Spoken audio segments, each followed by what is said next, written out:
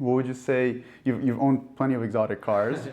I want to dip into the cars a little bit. Yeah. What would you say is, obviously you don't said a lot of it, but by the sound of things, you're blessed and you're happy where God takes you. Yes. And that's how the life has been. Yeah. But if you were to say, okay, that's the car that set a goal for yourself. Yeah. What would be the car? Because I don't even know if I want to go down that path because you have the sickest 812 I've seen, ever. Thank you.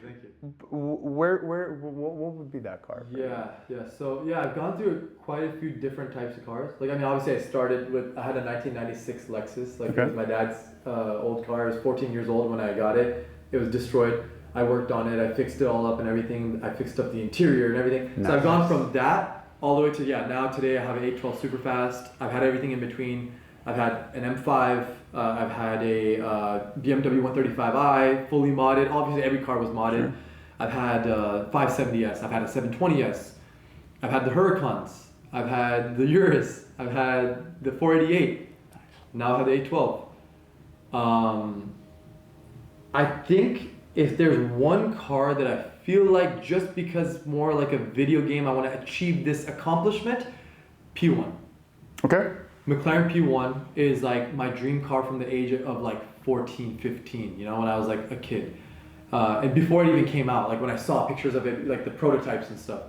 So I think if there's one car I feel like I want to have really bad, if I, God forbid, if I was told that, hey, you have this disease, you're not going to last more than 6, I'll be like, all right, I'm selling everything, I'm going to go get a P1. Yeah. So P1 is the car for you? Yes, P1.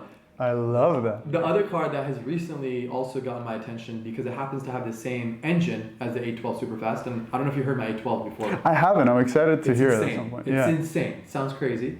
Same engine is in the Ferrari Daytona SP3, which I saw a few of them at the Cars and Copters in Huntington Beach that day when I met you.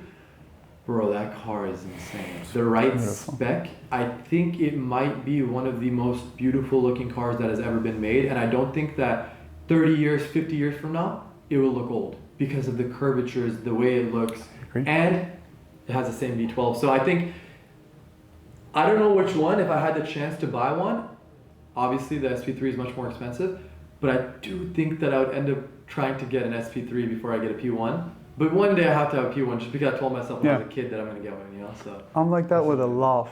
LaFerrari? Okay, yeah, I'm like that with a LaFerrari. That's a great one, bro, but the prices are going up. I'm like, dude, you're like, you want to talk about pressure and putting pressure, so I'm like, I want to get there before it becomes $20 million. Exactly. Yeah. No, you're right, though. That's funny. That's funny, too, that, these things that we want, and especially the cars, they're so limited, bro. They just keep going up in price. And so the harder we work, we put our head down, and we're like, all right, okay, look, we're getting closer. You look up, we're like, oh, we got further. We were looking at the prices actually, it went up. Yeah, bro. 8 mil? 6 mil? What is it? Around 6 now. I think 5 is the coupes. The LaFerrari. 7 to 8 is the Aperta, so the convertibles. It's insane. I mean, you're looking at SP3s. The one sold for 26 mil, bro. That's insane, bro. That's an anomaly. I think they go for 4. Okay. 3.5. Obviously, still I got a lot of other goals in mind before I ever get to that point. I want to definitely invest in properties first. I want to invest in real estate, put it into something secure, and then one day, bro, and if I die and if God takes me back before then, bro, it is what it is. I've still lived an amazing life, bro. Thank God. So it is what it is. Cars are cars. They're toys. They're toys. They're fun toys. Yeah.